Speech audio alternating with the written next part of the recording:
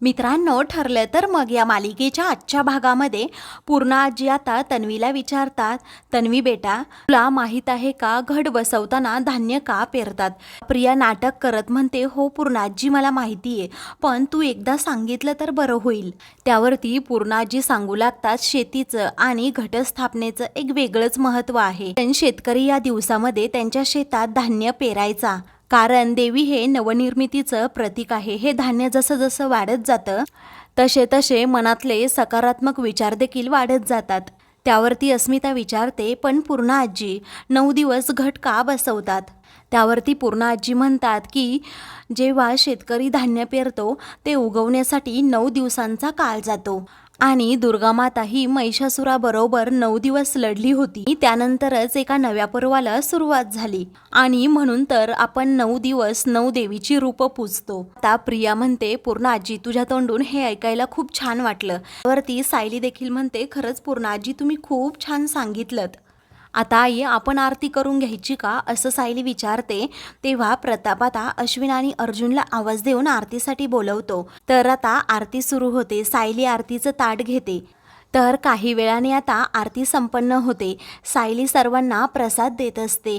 अर्जुन तसाच पुढे चाललेला असल्यामुळे सायली त्याला म्हणते, हो प्रसाद घेऊन जा.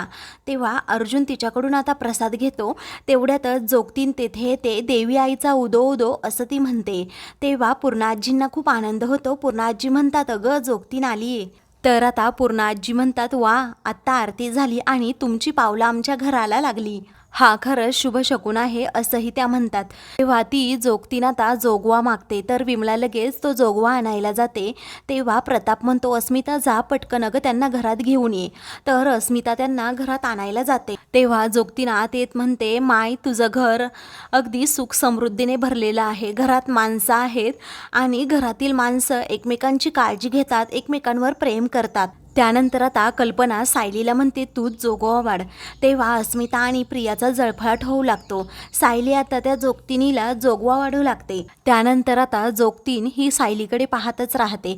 तर कल्पना म्हणते, ही माझी सून आत्ताच 7 महिन्यापूर्वी अर्जुन आणि तिचं लग्न झालंय. आता ती अर्जुनला पुढे व्हायला सांगते आणि जोगतिनीचा आशीर्वाद घ्यायला सांगते. तेव्हा अर्जुन आणि सायली दोघेही आता जोगतिनीचा आशीर्वाद घेतात. आता त्या दोघांनी आशीर्वाद घेतल्यावर प्रियाचा जळफळाट होऊ लागतो. ती म्हणते, सगळीकडे फक्त सायली पुढे असते, धड आशीर्वाद सुद्धा मला तिच्या अगोदर मिळत नाही. तर सायली आणि अर्जुन आता तिथून जाऊ लागतात. तेव्हा जोगतीन त्यांना अडवते आणि म्हणते की जरा थांबा. तेव्हा आता घरातील सगळेजण त्या दोघांकडे पाहू लागतात.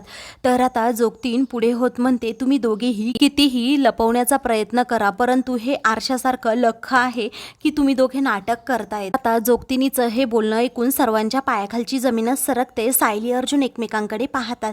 प्रिया अस्मिता एकमेकींकडे पाहून हसतात. तर प्रिया विचारते, कसलं नाटक?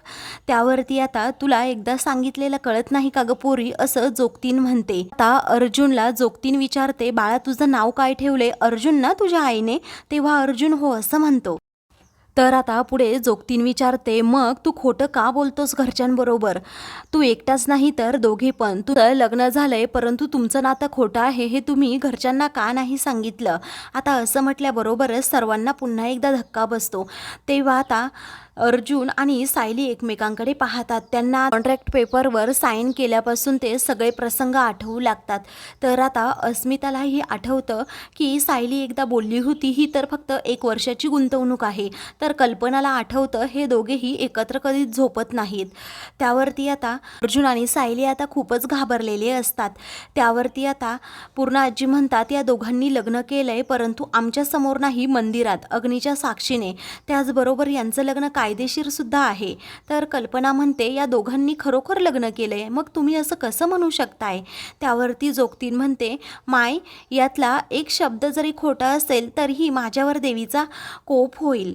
तर आता पुढे जोगतीन म्हणते, हे दोघंच एकटे नाटक करत नाहीत तर आपण सगळेजण नाटक करत आहोत, असं म्हणून ती आता पूर्णा आजींजवळ जात म्हणते, जवळच्या माणसांचा विरह विसरून तू आनंदी असल्याचं नाटक करतीये, बरोबर ना? तर कल्पनाला आता ती म्हणते, तर आजी होण्याचे वेध लागले आहेत, तू आजी होण्याची आस मनात दाबून ठेवतेस आणि त्याचंच तू नाटक करतेस. आता पुढे जोगतीन ही अश्विनकडे जात म्हणते, तू मनात असणारी ही इच्छा दबवण्याचं नाटक करतोय. आता अश्विनला धक्काच बसतो. तर पुढे ती प्रतापकडे जात म्हणते, कामाचा ताण नसल्याचं तू नाटक करतोस.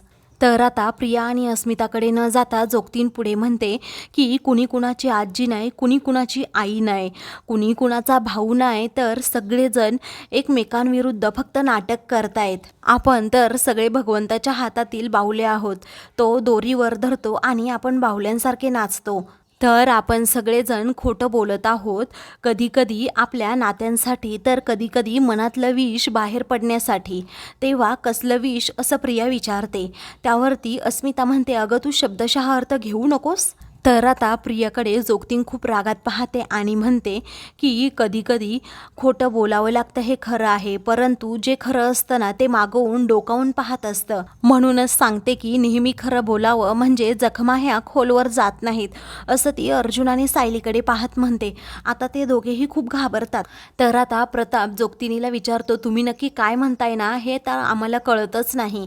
त्यावरती जोगतीन म्हणते, अरे जगात अशा हजारो गोष्टी आहेत त्या आपल्या पामरांना कळतच नाही. देवी आईची माया ही अगाध आहे. तिने माझ्याकडून जेवढं बोलायचं होतं ते बोलून, जे मी बोलले आहे ते गाठीशी बांधून घ्या आणि बाकीचं सोडून द्या. तर आता जोगतिनीचं हे बोलणं ऐकून अस्मिता प्रियाला म्हणते, तुला अगदी विष वगैरे बोलली आणि बाकीच्यांना सोडून द्या असं म्हणाली. मला वाटलं नवरा बायको नाही आहे म्हटल्यावर काहीतरी दणदणीत ऐकायला मिळेल, पण सगळं काही फ्लॉप झालं असं म्हणून अस्मिता तोंड वाकडं करते.